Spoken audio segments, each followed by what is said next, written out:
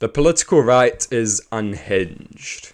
They will pretend that Jacinda Ardern was some malevolent dictator, and then they all go and endorse Donald Trump. Every time he speaks, you can watch them salivating with excitement. It is revolting. But worst of all, it is immensely hypocritical. Supposedly COVID lockdowns and vaccine mandates make Ardern a totalitarian communist. Ardern was a libertarian compared to Donald Trump. Trump stomped out abortion rights through his Supreme Court appointments.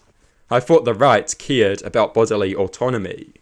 Trump has been deporting people for criticizing Israel. I thought the right cared about free speech. Trump has deported people to an El Salvador dungeon without a trial, violating both the right to a trial and the protection from cruel and unusual punishment provided by the US Constitution. I thought the right cared about constitutional rights and limited government power. But Trump defiles these things, and they are silent. Or worse, they are still whining about Ardern, a supposedly power-hungry leader who voluntarily resigned years ago. In contrast, Donald Trump attempted to rig an election. He sent his goons to storm the Capitol and pardoned them after they bashed cops in an attempt at overthrowing the election result. He called a Georgia state official and demanded that they find votes for him. And we're supposed to believe that Ardern was the authoritarian. As these clowns cheer on Trump and his extreme authoritarianism. It is utterly comical. These people are devoid of principles. They wouldn't know values if they tripped over them. It is alien to them. They are utterly partisan. They should not be taken even remotely seriously.